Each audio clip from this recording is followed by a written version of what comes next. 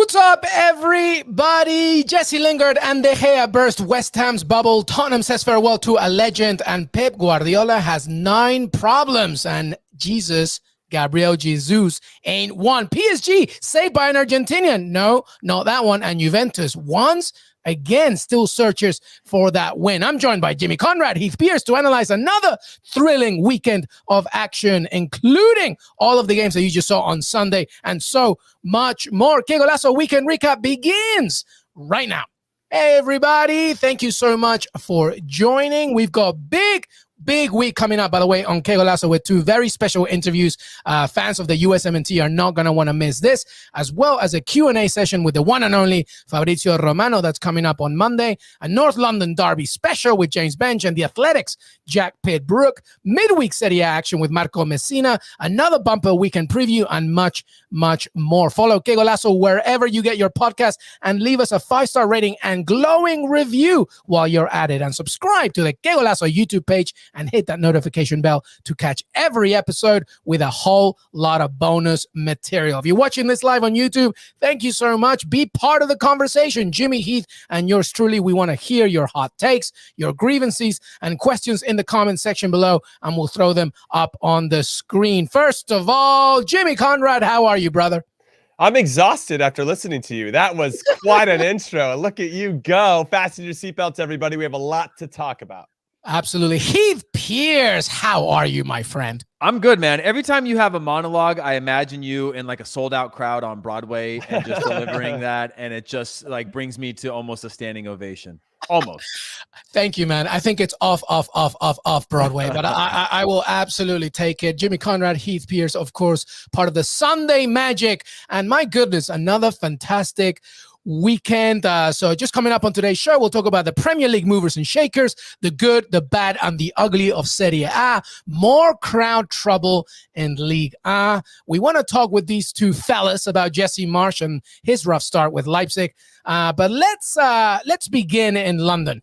Let's talk about Tottenham against Chelsea. In many ways, this was the tribute to Jimmy Greaves, of course, the former England legend, the Tottenham record goal scorer as well, obviously a World Cup winner, a fantastic name, a fantastic, human and player for both, Tottenham, of course, and multiple clubs, AC Milan as well, and England. But really, Tottenham versus Chelsea. First of all, let's talk about this game. Son did start, and N'Golo Kante once again. Oh, Kante, but there was so much more. Jimmy, talk to me about Tottenham versus Chelsea. Well, I want to start with N'Golo Kante. As you may or may not know, he is one of my favorite players in the world, and for good reason. And I just think he exudes positive vibes. So I don't think it's a coincidence, everybody, that he comes on at halftime and within, I don't know how many minutes, they're in the lead, and then he scores on a deflection. I actually have a question for everybody watching and listening. He scores on a deflection, doesn't celebrate. Like, oh, man, that happens. No big deal. I see Ben Rama score for West Ham. The guy celebrates like he's losing his goddamn mind. Dude, it's like, hey, act like you've been there before, Jimmy. Act like you've been there before, huh? It went off of Varane's chest and went in. Like, I don't think you can do like a knee slide into the corner flag after a deflected. I just don't think you're allowed to do that. So I really appreciated N'Golo Kante being the later game and showing us how it's all done. Okay, I just wanted to throw that out there. Oh, boo! What? Boo the boar. The boar, come on, you'd be so pissed if it hit off of you. If you were Varane, you saw some dude, you actually redirected it into the goal, and some other dude's like knee sliding into the corner. You would be totally pissed. Don't stop it, Heath Pearce. So what I liked about Chelsea, though, getting back to the game, not a big surprise here. I told everybody that I thought the best bet was Chelsea to win in under 2.5 goals. So I can't tell you how pissed I was when Antonio Rudiger scored in the 97th minute or whatever on an assist by Timo Werner, who missed like 17 chances. A really good finish as well. Hey, no wonder Jimmy doesn't want him to celebrate. He wanted to take the wind out of the game at 2-0. Just be like, no, don't celebrate. Let the game just die. Just take it to the corner and kill it off. Yeah. Take it to the corner and kill it off. Anyway, but how good were Chelsea? They were very good in all areas of the field. That's why I continue to think that they're the favorites, not only to win the Premier League, but also the Champions League. Yep. Heath?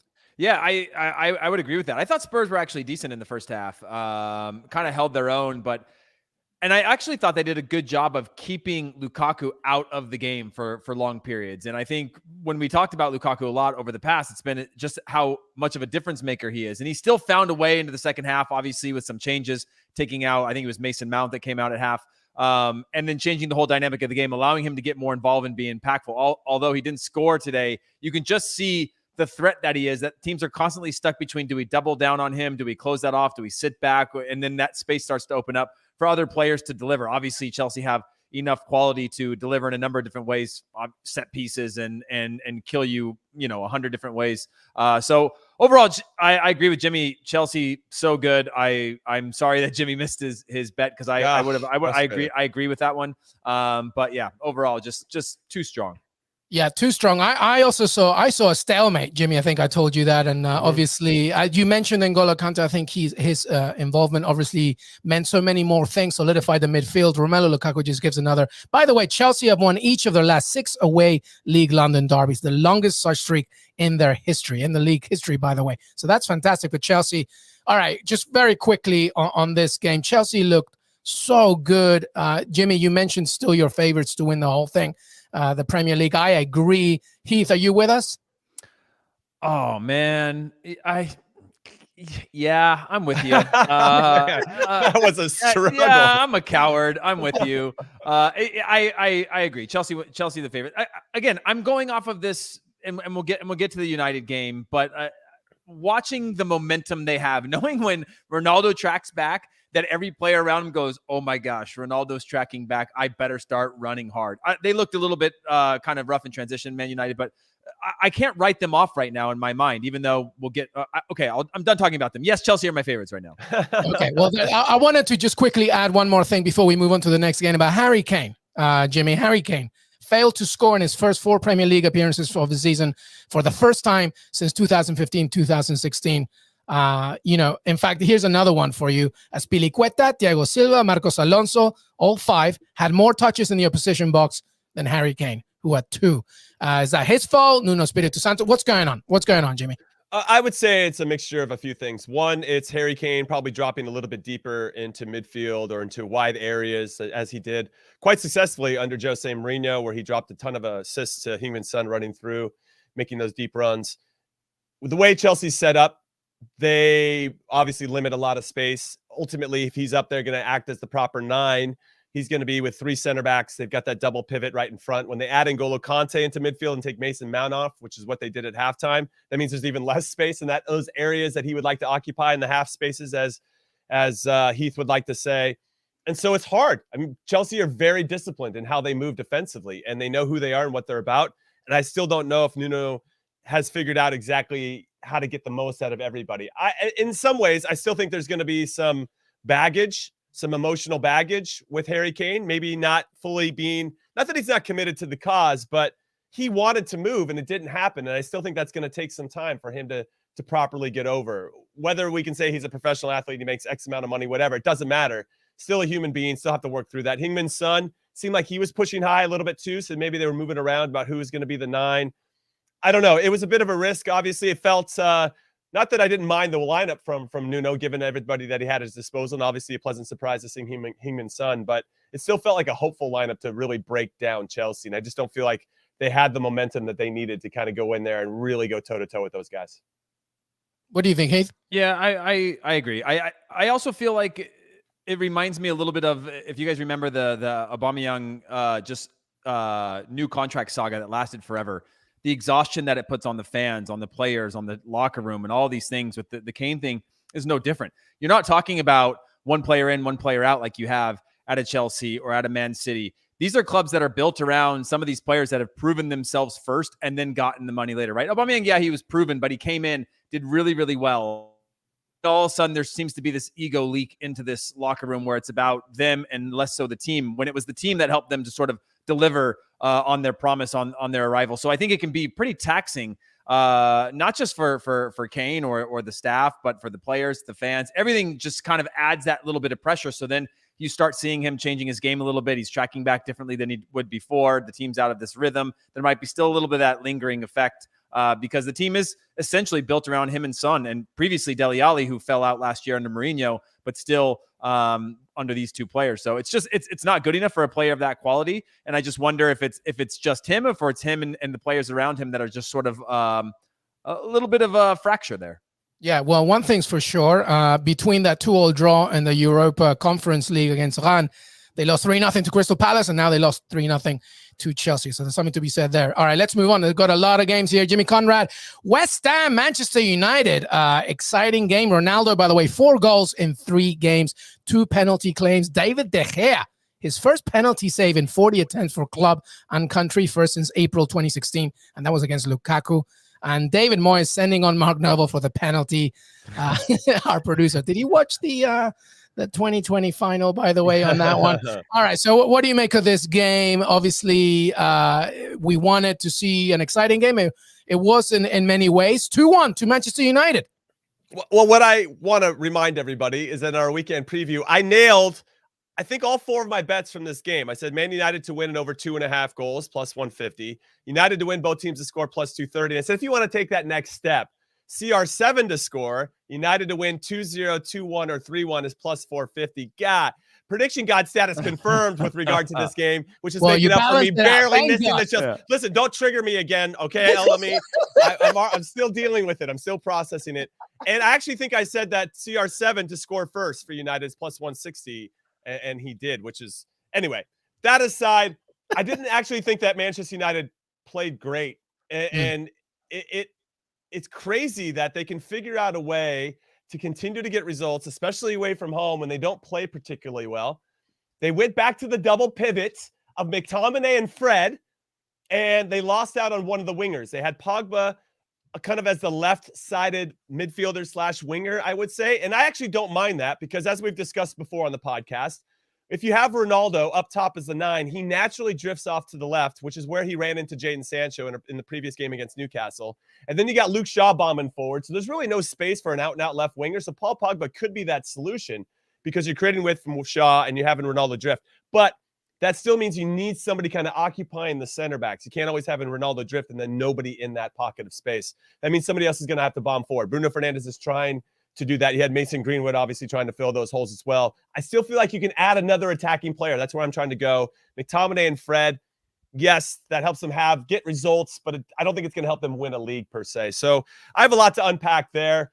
But ultimately, yeah, there's bigger storylines than that. Jesse Lingard obviously scoring an absolute banger. And I just want to give a shout out to Jesse Lingard because he's coming off of a week where he made the mistake that led to Young Boys getting that goal. And then for him to come back and now score the game winner, that speaks a lot about the player as a human being and as a person, to not get down on himself, to keep looking forward, to make a difference with the next play. And it was an absolute screamer, by the way. And West Ham should have celebrated, Jimmy. He should have celebrated. I don't know if he should have done a knee slide against a team that he actually had great memories with last season on loan. But he's only an on-loan player, so Heath, we could get into that for sure. Yeah, I think he should have celebrated.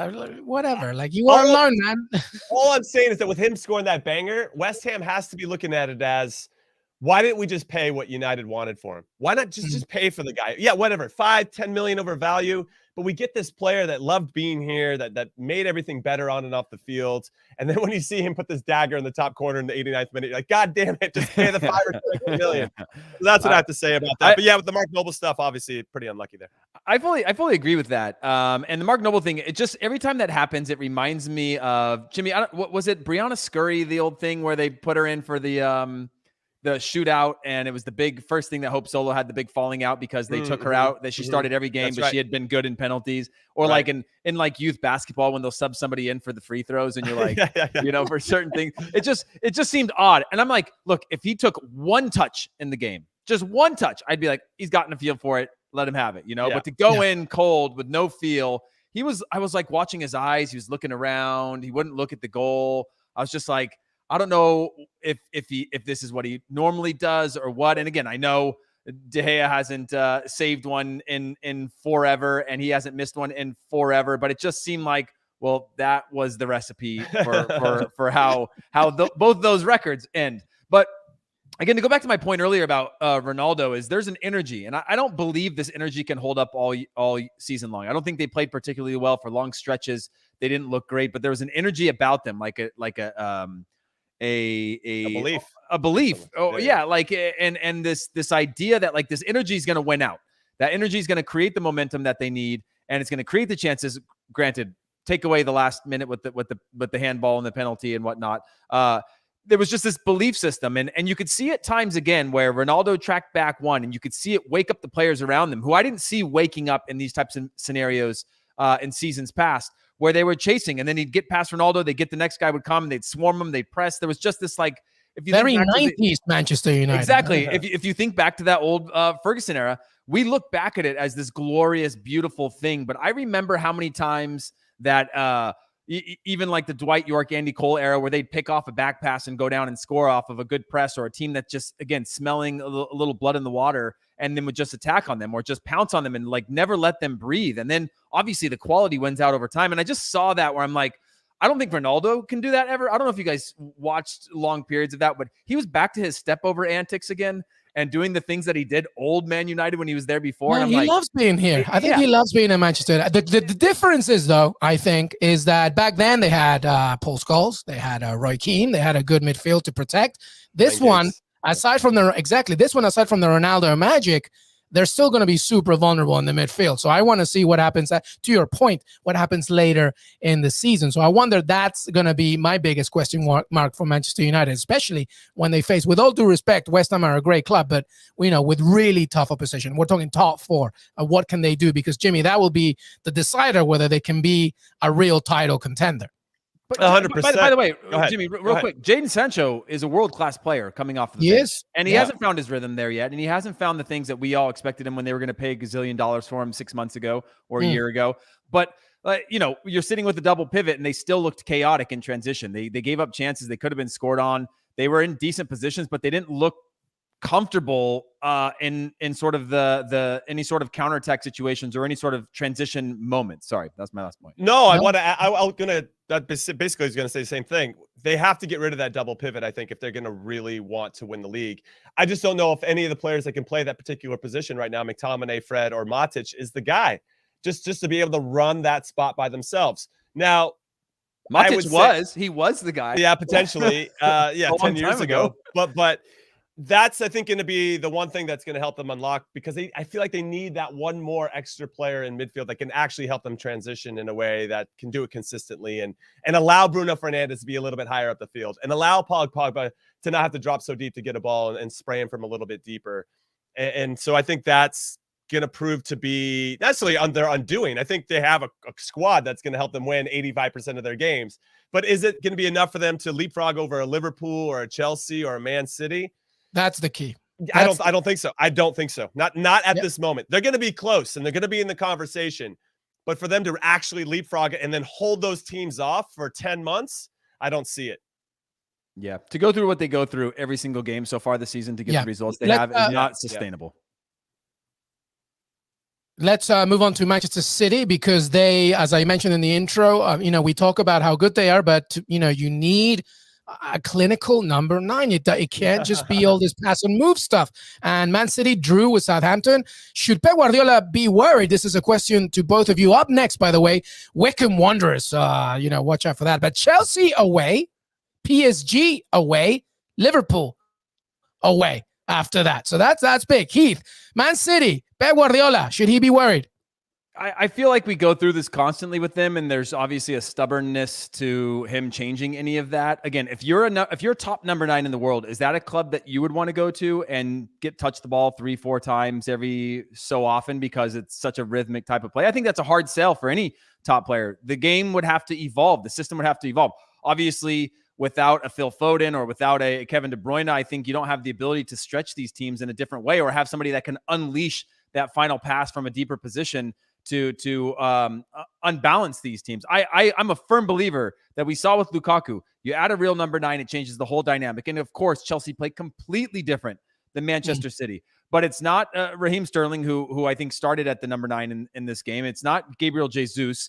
And eventually those two guys, they want action. They want to be involved. They start tracking back further and further, and they don't have enough of this rhythm to fill that gap or fill that space or continue to keep that back lines honest and threaten them in little tiny hold-up play or little tiny diagonal runs or popping in and out of spaces or getting into channels, things like that a true number 9 can do for you. And we continue to see this pattern over and over again. And they somehow seem to figure it out when they get De Bruyne back on the field and the game changes, or they get other players. But you see when he comes onto the field, it changes their ability, their threatening ability. But again, we're talking the theme that I can't get past in any of these teams is depth.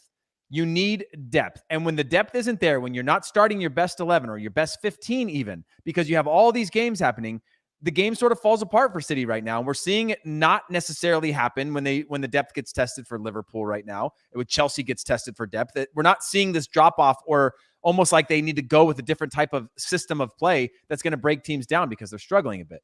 I'm surprised, to your points, Heath, that at the very least, Manchester City doesn't have their own Eric Choupo-Moting, some guy, some number 9, that the dirty work, the last 20 minutes. Last 20, like if you're down a goal, you can just throw in the big Peter Crouch, to get on the end of some crosses, where all of a sudden the tiki-taka, the aesthetically pleasing style of play that Pep Guardiola wants to play isn't working, or teams have started to figure out how to make it less dangerous, right? And when we see Southampton, we should give them some credit. I mean, they only gave up 0 shots, 1 shot on goal, which is pretty impressive against a team that's as talented as City. They're doing something right. It's not a great game for anybody watching, for either team or the neutrals, but there's something to be said, to Heath's point, not only running the channels and creating some verticality into your team, which most teams don't do against City anyway, because they usually just drop it to the top of their box. But at least you can hit in some crosses from deep, and that you have a guy that can get on the end of it, or he can knock down a second ball, and then you can have a De Bruyne or a Foden or whoever run onto it and smash it from home. They don't have anything like that. So I find that quite surprising that, okay, they can feel sorry for themselves and get Harry Kane, and Daniel Levy told them to shut it, whatever. I don't know how many times. But why don't you go get a Choupo-Moting, a guy like that, to your point, just can get LME to just get on the end of stuff. Last 15, 20 minutes, just to give it a different look, so that you can start to be a little bit more vertical in your play and then start to clean up the second balls and play from there. I don't know. That really surprises me. Now, Pep's never really had that type of player in his team, frankly. So maybe I'm asking him to be somebody he's not. No, but it's a valid point. It's a valid point. I don't know. It doesn't even have to be a Choupo-Moting. Somebody like a Callum Wilson, somebody that you can just give something extra. Luis, let me ask you guys this then. Would Harry Kane be the answer to that? Would he be, like, knowing what you know now about Harry Kane, the style of play that he has, the way that Manchester City played, the way that he started this season, would he solve that 9 problem for Manchester City? Well, I think that the way that he started the season is partially because of things that didn't go his way at the beginning. So I think maybe entering. Okay, take out this season. But Harry Kane, does he solve the problem? Well, yeah, because when you have Man City's quartet of just insane talent that provides so much, all the way from Riyad Mahrez, Phil Foden, Jack Grealish, of course, if they both were there at the same time, that's left to be discussed. I think yes, he would have done. But to Jimmy's point, you don't need that. You can also have somebody that can just go in there, give you 20 minutes. The point is, one single tiny number, not tiny, I don't want to discount Gabriel Jesus, but one number 9 just there is not enough. You need something else if you want to win the Premier League, the Champions League, and be the Goliath that you say you are. I think Harry Kane would have solved it, but there are other answers. To Jimmy's point, sometimes a plan A, when it's not enough, you need a plan B, and that can be a backup striker. Also somebody that maybe knows the league kind of well and kind of knows how to just last 15 minutes. I don't know. I'm thinking about like Dominic Calvert-Lewin would be that would have been excellent. A pretty decent addition to City for these types of purposes. Would he go? I'm sure that the pull of probably winning a trophy of some sort would be there. But thinking of getting somebody like that, yeah. But somebody in that category who maybe he's not the right pick, but somebody like that. Sorry. The last thing I want to say on that is the other thing that I think is important, just different than actually delivering, is just being able to give a different look to an opponent. Mm-hmm. Absolutely. Literally having somebody give a different look changes their ability to prep for you, to adjust on the fly, to make things different. Again, you don't need a world-class person there, but if you can, if people, the one thing is how Man City are going to approach you. Now, they possession you to death.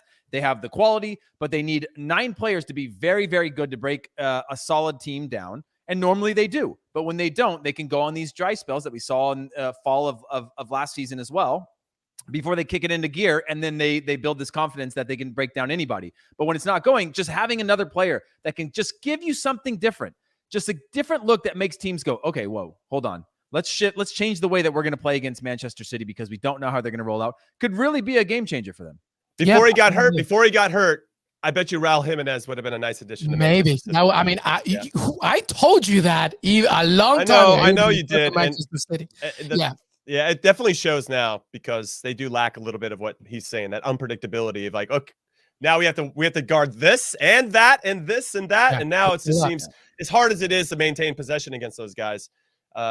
You still need something, a little bit more dynamism, as we're seeing with Lukaku and Chelsea. We are all in agreement. All right, let's move on. Let's wrap up the rest of the Premier League, by the way. As you can see, Liverpool, by the way, and Chelsea remain perfectly balanced right now. Exactly the same results, exactly the same scores. And listen, Des Norris, you cannot allow me to just move on without saying you good Jack Grealish is. Everything that James Winger I have seen. Oh, Bailey, Leon Bailey, 21 minutes, absolutely changes everything. 3-0 against Everton. Have it, as our friend Ian Polger would say. And that's it. That's all I wanted to say about the rest of the Premier League. Yeah, everybody else you can see right there. I want to add that I had Sadio Mane scoring first for Liverpool when he did. Yeah. And I just want to throw that out. I'm honestly on fire, minus stupid Chelsea and Antonio Rudiger.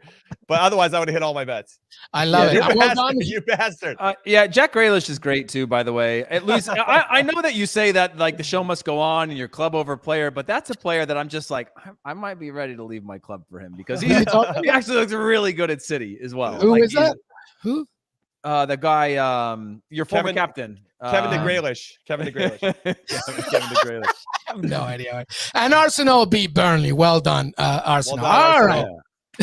Martin Odegaard, let's go. We are going to take a break. If you're listening on audio, taking a break. But if you're watching this live on YouTube, stay right here because Qué Golazo Weekend Recap with Jimmy Conrad, Heath Pearce. We'll be right back.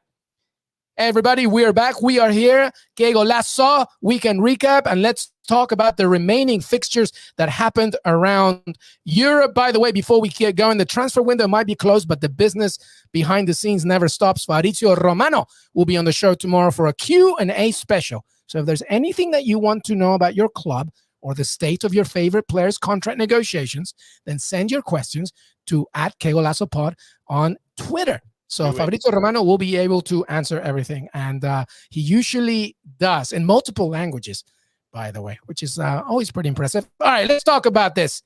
Juventus, AC Milan. My goodness.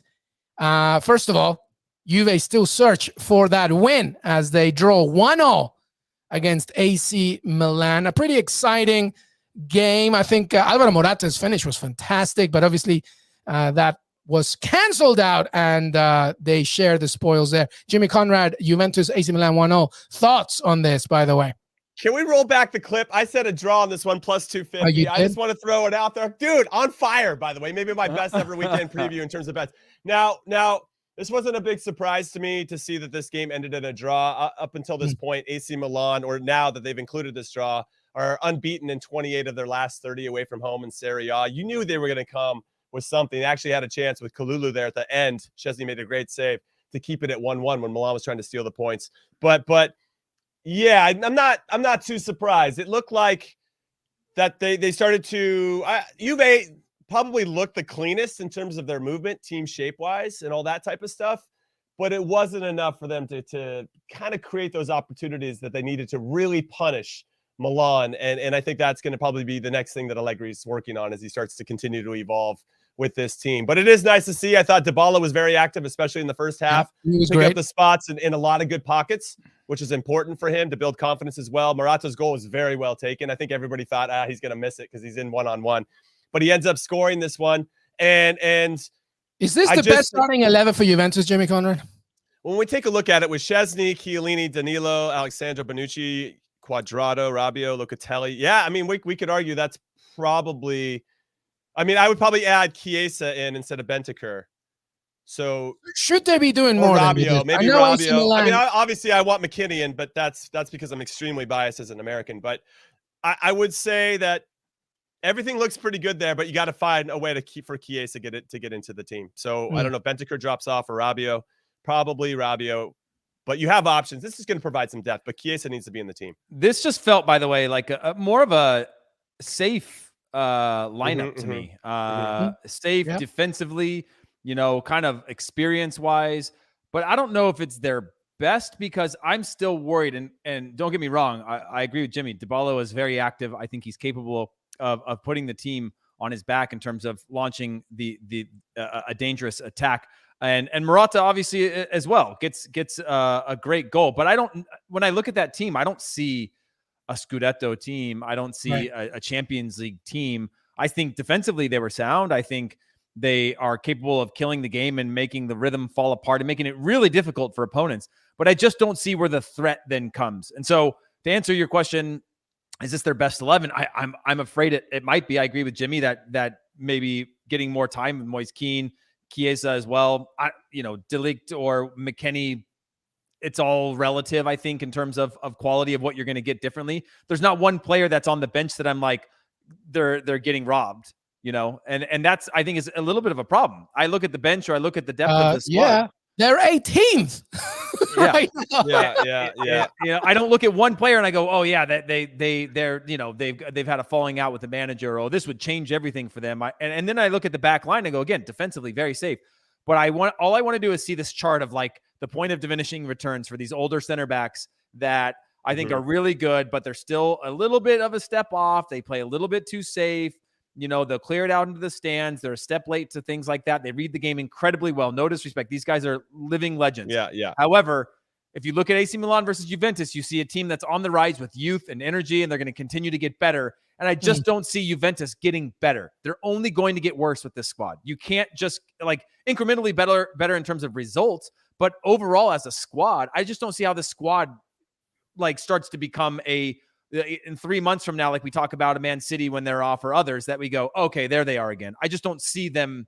They're going to get better with results, but I don't see them getting better as a team in terms of being a threat in Europe.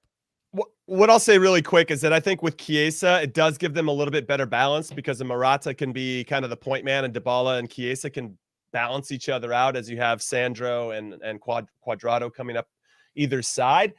Without Chiesa, I just don't think they're as dangerous. They're not. You're like, all right, we got to worry about two guys, because Bentancur, Locatelli probably aren't going to hurt us. Cuadrado, yeah, okay, he's going to hit some balls from deep, and he'll try to get to the end line and maybe try to whip some stuff across.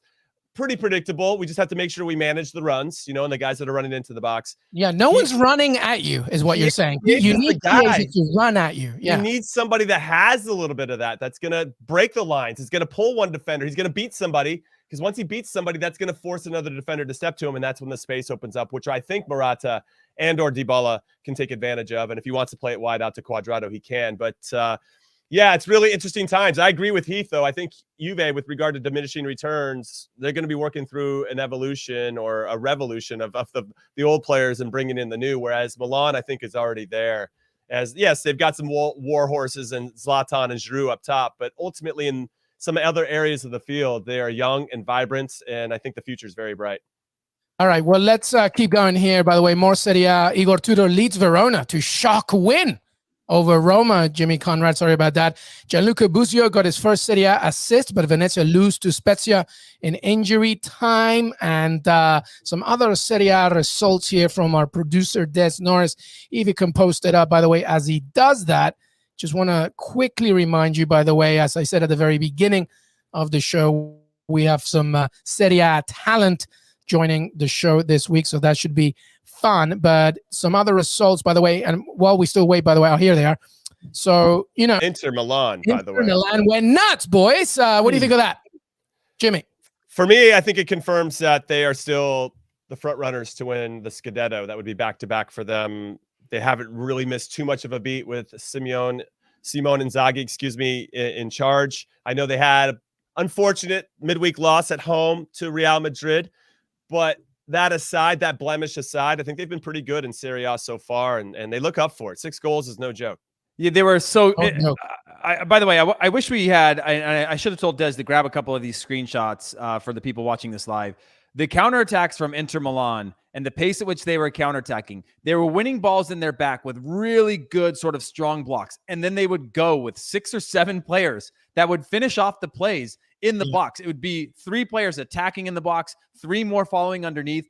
like they were taking these strategic chances that led to these goals. I think there was like 2 or 3 of their 6 goals were just really efficient counterattacks where they win the ball, one pass to break the first line of pressure, and then they're just running like route one, all of them straight until they get into deep wide areas where they can whip a ball in and either win a second ball or put it in. I think there's something to be said about that type of effort that, again, it's just catching. It's a strategy more than it is a talent or a skill set. And I think that type of strategy of knowing when a team is overloaded or unbalanced to just 1-2 passes, when you know you have speed on the flanks or over the top to just go down the field and punish teams, makes it so hard for anybody to come back, because you get one of those or get 2 of those like did in this case in the first half, and you're like, okay, this game's over. They're going to have to now send more players forward and take more chances, which then opens up that Pandora's box to just bury them.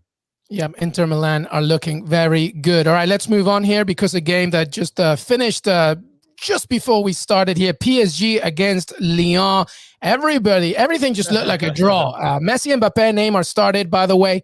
And, first of all, it was a little, again, another hesitant performance. And if you saw the clips, Pochettino took Messi out, before the game ended. He was not happy. He left him hanging. Messi left Poch hanging, by the way, but it was Mauro Icardi that took the 3 points. Jimmy, PSG against Lyon. PSG get 3 points, but again, okay, well done, I guess. Nothing overly impressive. What'd you make of it? Yeah, I feel the same way. I think our expectations are super high. Let's be honest. I mean, you have this roster, this squad that's so talented and has accomplished so much, both individually and collectively, that we just expect them to just be dropped on the field and everything's going to work out. And I don't think it's that simple. Thankfully, it's not that simple, right? Because then they would go on to win everything. And I think we like that it's a little bit more complicated and that they do have to figure out how to beat all these teams and do it consistently. And Mauricio Pochettino, the manager, has a tall order. I mean, it's great that you have all these players, but how do you keep everybody happy? Obviously, Messi not giving him a high five that we could argue. He probably just didn't want to go sit next on the bench next to Mauro Icardi for 5 or 6 minutes until Icardi came in and then scored the game winner after coming on with 8 minutes. Now, Icardi could be a nice fit for Manchester City. If they're looking for a number 9, they can bang in some goals, trying to link those two conversations. I just don't think they've got their 11 figured out yet. They don't have a full roster, not everybody healthy yet. They're getting closer to that, of course. It was nice to see Nuno Mendes start. I think the young left back is going to be probably their most important signing, not only for the short term, but for the long term. He's a tremendous player. I like his game a lot. Mbappe obviously still being super influential. And Messi, if he's unhappy, we know that never ends well. But, he didn't have to make the decision to go to PSG, and he did. So I don't know. It's interesting times for PSG. They're going to work through it. I'm not ultimately too worried about it. And they'll go on to win the league and probably win every domestic trophy. But the Champions League, I don't know. I don't think it's so certain. There's a depth to this team that I think is going to be a challenge for them. And I don't usually say depth is a challenge because that is my sort of theme. To your point, Heath, before I'll interrupt quickly, Silvio Noriega says the midfield still needs improvement. That's part of your depth argument there, Heath Pearce. Yeah, it's more of, if you're going to have these 3 players on the field, the players whose names we don't need mentioning, you are going to have workhorses around them. You're going to have people. Those are 3 players, that are not going to defend very often. They're all going to do the classic Thierry Henry, do a big track back after losing the ball, slide tackle. The crowd goes crazy. Everybody loves them. They get the next 20 minutes off because they ran back to make a tackle.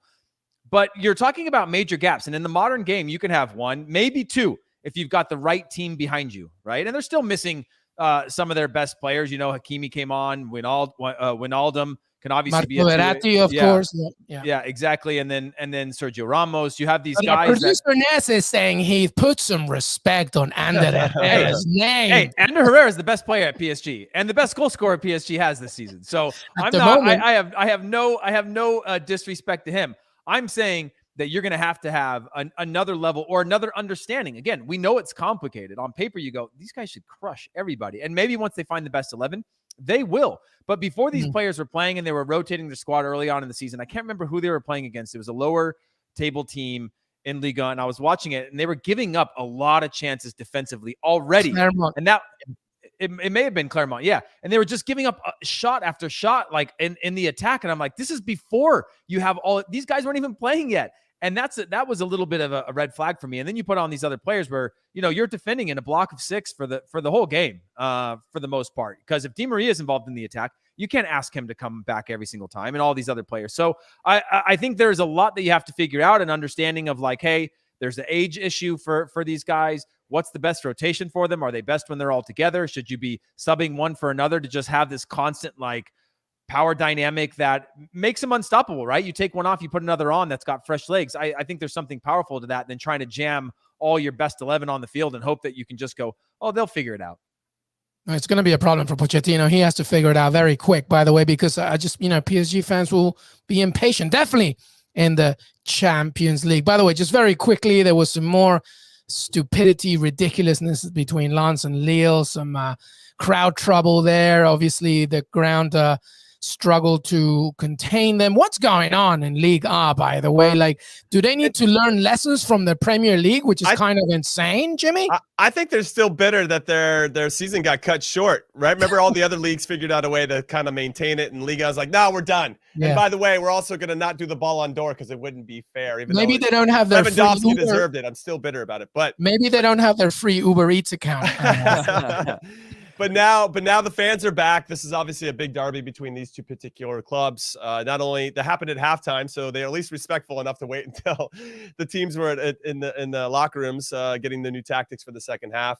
It delayed the game. They were actually talking about whether they should suspend it or not, but they came back, 30-minute delay, and then Lens came on to win it. But yeah, I don't know. The fans are back. That's their first derby back since the pandemic. So I guess everybody was pretty eager to get their dancing shoes on and start some swinging as well. Very NBA post-lockdown, as our producer is saying, by the way. And Nice played to an empty stadium today, by the way, beating Monaco 2-1. So maybe fans shouldn't be around if you want to get your team to win. Yeah, Heath.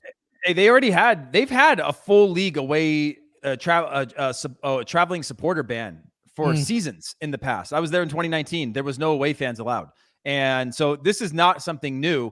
But they had a nice little gap. They had a break. People got to watch it from home. And then the pandemic happens. Like, these are some cooped up fans that I think are having to let out a little bit. But this whole like running onto the field, clearing these things, just like it's just chaos and it's havoc. And I think I told you guys the story before. I watched this documentary, and I'll make it quick, about Justin Bieber and the security of those things, where they say like 50 teenage girls could trample anybody and anything, and like the power of that type of energy could trample anyone. There's no safe space in those types of things when you have that kind of energy and you have drinking and you allow. That's why they've shifted a lot of these European games to day games instead of night games in a lot of countries, because they're like, oh yeah, then they are drinking all day long. Things get a little more violent. It gets dark. You can't do these things. And so, yeah, it's a recipe for disaster. They've had the away ban before, and I just think that you have to slap some serious sanctions on the clubs, hit them financially, and then you got to hit them on the fans. And it sucks for fans because there's a lot of really good fans at all these teams that are going to pay the ultimate price for this. And it's generally your younger hooligan ultras that are getting into trouble, that are looking for trouble, that are looking for problems. And even when there's away bans, like there was when I was in Marseille in 2019, they were still looking for fights around the stadium for fans that like just were like trying to find these organized fights. So it's unfortunate and definitely needs to be dealt with harshly. I think you should be reprimanded for watching a Justin Bieber documentary. Yeah, it wasn't about Justin Bieber, guys. It was a documentary about bodyguards, and they were just talking about how like people think that you don't need to like, don't put up fences. They're little kids, Sure. It was called the Justin Bieber special, only for him. By the way, the Nice-Monaco game was 2-2. And thank you, Jimmy Conrad, for that correction. All right, boys, I want to talk about this. Obviously, you're here. Let's begin with you, Heath, this time around, and then Jimmy, you chime in. I want to hear this. But Jesse Marsch is not having a good time at Leipzig right now. Obviously, it's not easy. The Bundesliga is no joke, and then suddenly you have to play Manchester City away in the Champions League, and then you come back. But, you would think that hopefully, just because he knows it well enough, that maybe performances should be a little bit better. Heath, how much time does he have to correct things? I don't want to completely, be extravagant here, but, this is a results business, and Jesse Marsch needs them for Leipzig, especially a huge club like Leipzig. How much time does he have to correct things? And then Jimmy chime in, of course. Yeah, they're 4 points after 5 games, and obviously had a tough go in the Champions League. I think for Jesse, the only benefit he has is he is a Rasenball sport guy, right? Starting at New York Red Bulls, then going to Salzburg, and now at Leipzig. He's part of this Red Bull family. And I think there is a system that they build and develop for players to move within that and managers to move within that you don't see them having this kind of turnover. Having said that, we saw Hoffenheim was the original sort of like find young players, spend some money. They had the German Bill Gates that was behind it. And then they've now fallen off into this different type of system than they once were. And it can all happen from just a couple bad or a couple average seasons. So I think he's definitely under the hot seat. I think he'll get it. I think he'll get till January. Or the end of this sort of first half of the season to right this ship. I do think that they'll make that harsh change come January if they have to. They haven't played particularly great. They haven't been horrible either. They've just been bang average. And I've seen Leipzig for long periods of times in the last seasons be really bang average, but very good at a few things, right? Pressing high up the field, winning ball in dangerous positions, counterattack, score goals, and then fight like hell to win games at that point. And again, it's another thing that when it's off or when teams start to figure that out over time, or Jesse comes in with a different mentality on how you motivate players in the Austrian Bundesliga or in Major League Soccer than how you now motivate a little bit bigger egos and a little bit stronger-minded players and a little bit higher quality players and how you manage them or micromanage them and those types of things that could be tense in the locker room. We've obviously seen that he's a player's coach. Most players have spoken really highly about him. So I've been reading lately that there's some turmoil in the locker room or there's some trust issues. I don't think that's necessarily the case, but I do think that he's going to have a little bit longer, but definitely not like an endless leash to just keep the job because he's part of the Red Bull family. Yeah, I agree with Heath with regard to this. I do want to bring up that he has some players that are underperforming. So he bought Andre Silva from Eintracht Frankfurt, who scored 28 goals in 32 league games in the Bundesliga last season. He's got 1 in 7 so far, and that one goal was a penalty. So he is, maybe it's just because he's in a different system. He's not getting in the same spots that he was with Eintracht. But obviously, you brought him in to somewhat replicate what he did, even half of what he did last year. And now he's being started over Yusuf Poulsen, who's been a veteran of the club for many, many years. So you have that going on. Then Danny Olmo, who had 14 assists for RB Leipzig last season, he hasn't really been ticking the same way, right? A lot of teams are interested in buying Danny Olmo, but he hasn't been playing at that level that we saw last season. Maybe he's tired. You know, he's been playing in a lot of games, played over the summer for Spain as well. So a lot going on there. And then you lose Upamecano. You lose Konate. Your 2 starting center backs that have been with your team for a couple seasons. Yeah, good point. You can bring in whoever the hell you want, but it's still going to take time to make that happen. So Orban's there. Simikan, who I do like, still very young as a center back. He's going to be inconsistent. Guardiola is playing left back a little bit as well. Same thing. You're just going to run into a bit of a system issue. And then Sabitzer, who's another guy who's an engine in the middle of midfield, basically handed him off for free to Bayern Munich. And now you've lost a lot of key guys in the spine of your team. Another thing that I think they made a mistake on was that they had Patrick Schick, who was one of the stars for the Czech Republic in the Euros. They had him on loan last season, and they could have made it permanent, and they didn't. They elected to go with Andre Silva instead. And he's bagging goals, by the way. And now he's bagging goals. And Zoboslai, who Marsch had, is also underperforming. Yes, you got all these things that are not working. Is it all on Jesse Marsch? I think he's got to take some responsibility, of course, but it's not as strong of a team as Nagelsmann had before. And in fairness, Nagelsmann also got his ass kicked in Manchester in the Champions League last season 5-0 by a United team that's a lot stronger this time around. So it's not all on Jesse Marsch. I know we're very biased and we want to support him no matter what, but we'll try to be as unbiased as we can. But I also think that there's a couple players underperforming. They've made some structural changes to their squad, especially in the spine of the team.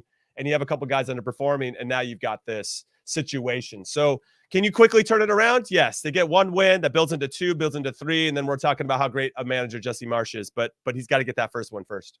He does have to get it quick, and obviously it's still early in the season, only 5 matches. They have Hertha Berlin after this, and then Champions League once again, and some doable games that they can really take care. By the way, Tony says Sabitzer is a big loss. He's a really good player. Konate played very well this weekend. He did. He played very well this weekend. That's right. Nice try about bodyguards, but you can call it Justin Bieber documentary. You're not fooling anyone. Yes, Tony, we agree. You're not fooling anyone, Heath Pearce. You're not fooling anyone. A bunch of bullies here, like bodyguards, bullies. We're gonna do some fun things here as we wrap things. We'll have a quick Premier League segment at the very end, but first I want to know the week's biggest winner. Some suggestions, by the way: Ajax scoring 14 goals in 2 games, Bayern Munich doing their thing, young boys as well. Erling Haaland, everybody. I don't know if you listen. I've run out of words. He scores a brace once again, but one of those goals was just stupid. Yeah, this man is ridiculous. Yeah, but anyway, that was my Haaland pick. I just want to say that. But Heath, let's begin with you. Your biggest winner of the weekend, and then Jimmy, yours after Heath's. Yeah, I'm going to go with Haaland also. When I look at just the fact that it's almost, you just wonder, like, why is he still there? You know, I just constantly look at it. But then you think about who he scores against. He will score against anybody at any level, in any game, in any match, in any round of anything. He will score, and he can score, and he can do it in every kind of way. I do think we are looking at a once in a generation player, which we've obviously all well established. I think, Des had put the stat in there that 68 goals in 67 games is ridiculous. And I think, there's no question on whether or not you can put him at any big club in the world or whether he can convert. He is one that solves a number of problems for any one of the Juventus. He can solve a problem for Manchester United, Man City, everyone. He's not nothing that I've ever seen before. Nothing. He does not need a team around him. You put a good team around him, he will make that team great. And that is a very, very special trait that I don't think we see in a lot of number 9s who need the service, or they need to be put in the right situations with a team around them. He will make any team go from good to great, or great to world class. Okay. Jimmy. Yeah, so I know that we're going to do a little Premier League stuff at the end for fun. I want to say that Real Madrid is probably the biggest winner, because they went down 1-0 to Valencia, and in the last 5 minutes of the game, Karim Benzema and Vinicius both scored to win 2-1 over a Valencia team that had been undefeated, playing very well under Jose Bordalas, and Carlo Ancelotti pulling continued rabbits out of his hats, out of his backside. And these two guys in particular, Vinicius, honestly, is taking big steps, I think, under Ancelotti. And obviously, Benzema is still going to be Benzema. I wouldn't sleep on this Madrid team at this point. Atleti got a draw with Athletic Bilbao this weekend. So Camavinga played. Camavinga played again, and Rodrigo came on as a super sub, and they both scored those 2 goals when those 2 players came on the field. I'm feeling a nice vibe about those 2 coming on and making a difference. There's something about this Madrid team that maybe I didn't see before that is starting to come to the surface, and that it's those young players that they brought in a couple seasons ago, Rodrigo and Vinicius in particular, that are starting to bear some fruit. And now you add a Camavinga who's hungry to prove, and Valverde and everybody else, and Gutierrez at left back, who's 20-year-old.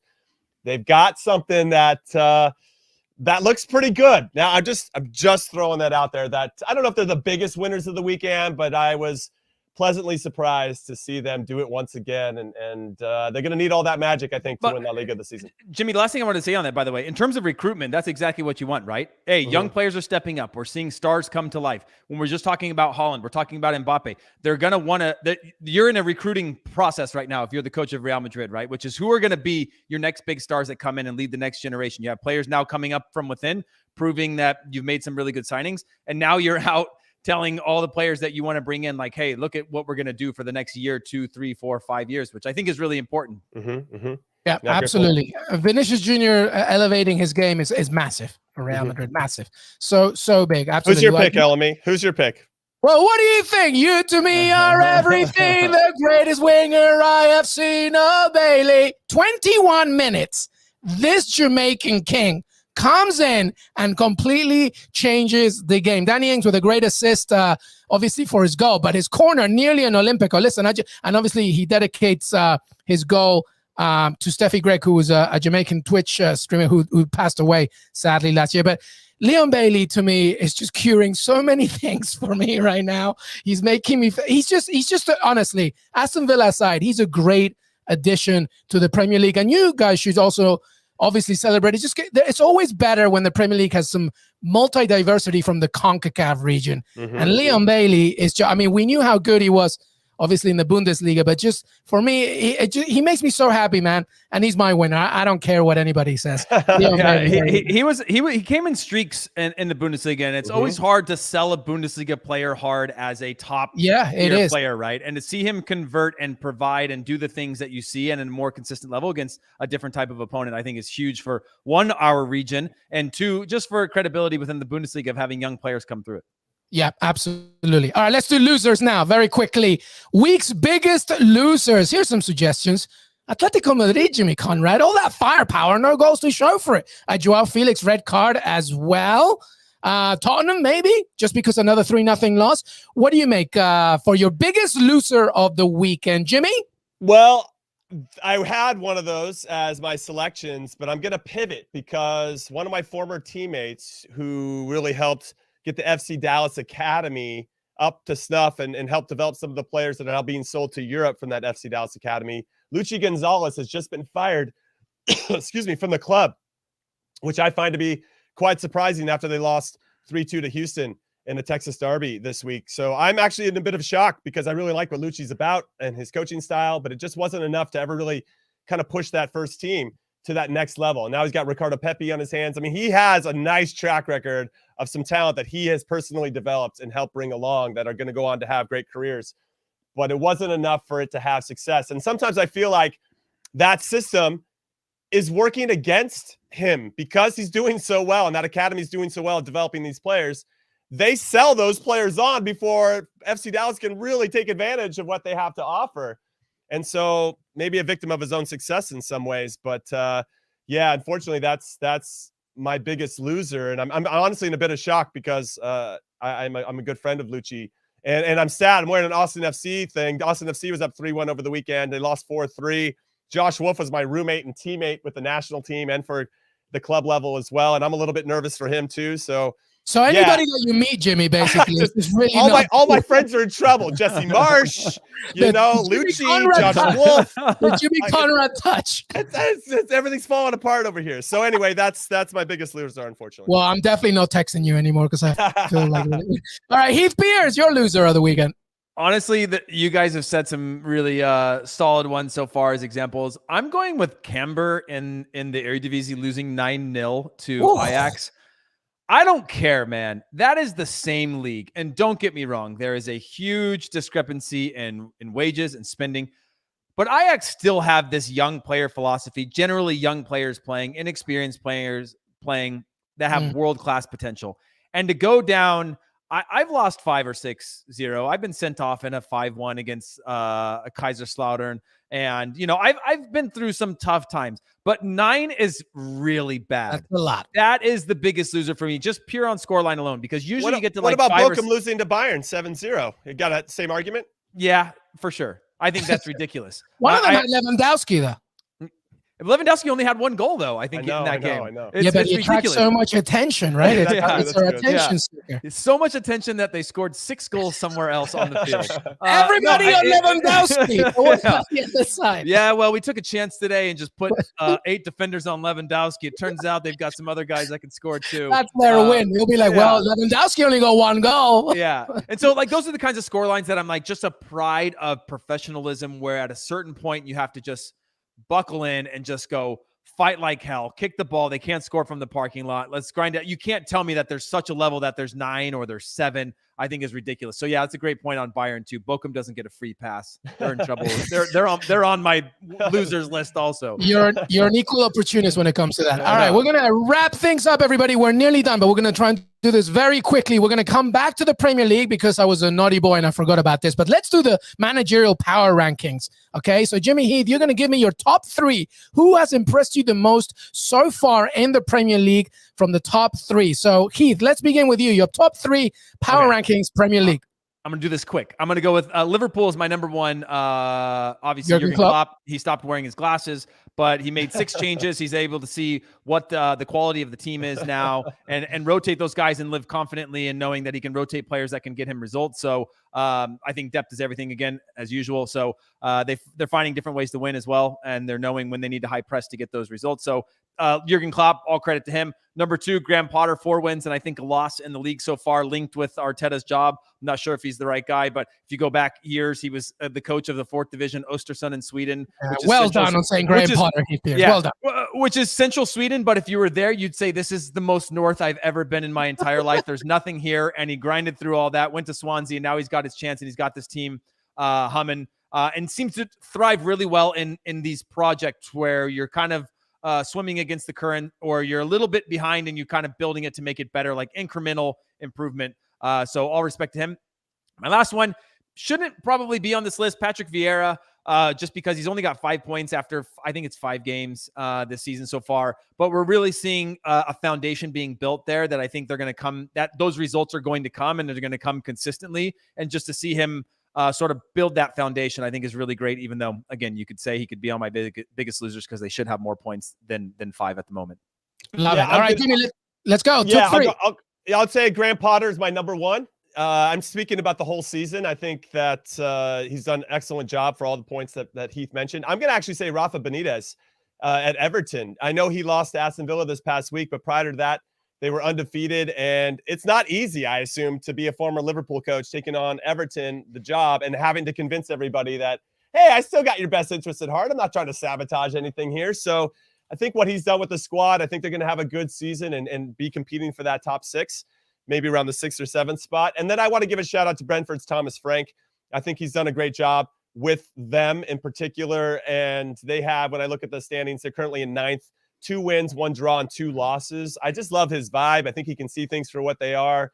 I think he really instills a nice belief in his team. And obviously that first win against Arsenal to start the season was really special for the club.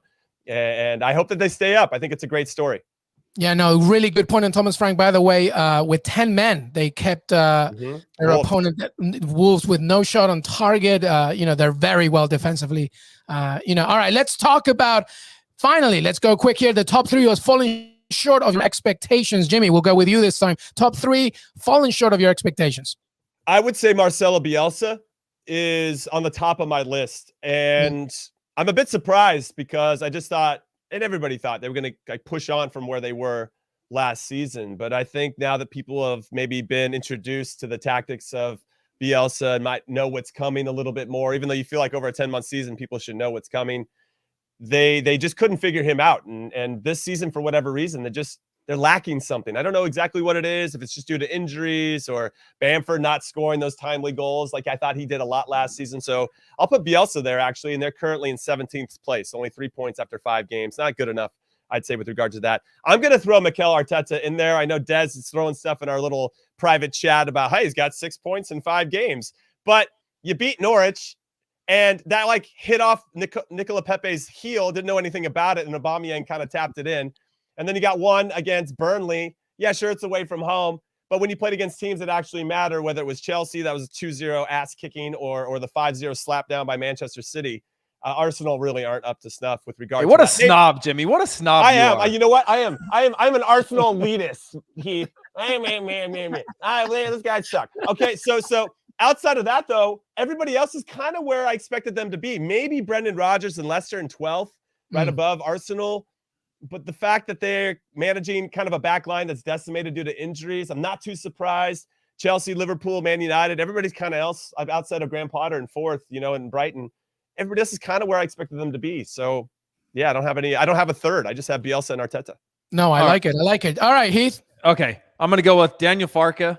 This sounds terrible, right? Norwich, I know they're like the only team still on the planet that is self-funded. So I'm being very harsh on them. Harsh. Again, they played Liverpool, City, Leicester, and Arsenal to start their games. Yeah, this is such bullying. But they played Liverpool, City, Leicester, and Arsenal in their first 4 games. And then they got Watford. And then I watched them play against Watford, and I was like, this team is absolutely terrible. They got Kabak that was at Liverpool on loan, and he was horrible on loan. If you watched him when he was at Liverpool, you would see that he's not a Premier League quality player. He's a young player on loan from Schalke, and now he's there. Not good enough. And then Hanley, the Scottish international, just doesn't look at the pace you need to be in the Premier League. A little bit slow, a little bit step behind. I know it's a huge challenge, but they had a chance against Watford. That should have been their real homecoming in front of an incredible crowd. And that was my first test of him, and he failed that test. And so he's kind of on my biggest losers list. And I think they 5 losses, 12 goal difference. But he brought in 12. Josh Sargent. Like he showed some respect to an American international. That'd be enough to put him high up your list. I do. And he seems like a really nice guy and probably somebody I'd love to do like an Oktoberfest with or something like that. But that was their test against Watford. Again, they battered the championship. They crushed people through it. And I just don't think they have that same identity, because I think you can get points in any league in the world if there is just a fight like hell mentality that's organized and disciplined. You might be on the final weeks of the season for relegation, but you're 1 or 2 wins off of safety at that point. And I think they need to tap into that. Number 2 is, again, Arteta, for the reasons that Jimmy mentioned. He's not getting off that. Again, power rankings, he's gone up in the power rankings, but still on the season down near the bottom in terms of performances. And then the last one that I was only thinking of that wasn't discussed was just David Moyes with the old Mark Noble penalty kick. That was one. Yeah, where, like hold them accountable for one move throughout the season. Jesus. Oh yeah, it's just I just don't get that. You know, you have enough quality, the rhythm, the feel of the game, and again, nobody expected De Gea to save that. They were already writing that off on a point. You know, and so yeah, those are the ones. And as Jimmy said, the rest of them I think are pretty well within. You know, if we're looking at sort of defying my expectations, whether above or below, I think most of them are rather underwhelming outside of a Leicester or something like that. I like it. All right, we're going to say goodbye now. That was a fantastic weekend recap. But before we say goodbye, I want final thoughts, anything, but a very quick thought as we say goodbye. Any more Justin Bieber documentaries, Heath Pearce? Final thought. Des, just so you can clip this, I put Mikel Arteta in my best managers of the weekend. He's great. He's fantastic. He's the best manager in the league. So you can clip this and put it on Twitter for me. That's my final thought. Jimmy. I've got no final thought other than I want more podcasts about Heath Pearce watching Justin Bieber documentaries. Thank you, everybody. I appreciate you. Don't forget to follow Qué Golazo on Twitter, YouTube, youtube.com/Qué Golazo, CBS Sports, your CBS Sports app. We're on Apple Podcasts, Spotify, Stitcher. That was Heath Pearce. That was Jimmy Conrad. I'm Luis Miguel Echegaray, CBS Sports. We got plenty more to come. Have a great, great rest of your evening. We'll see you next time.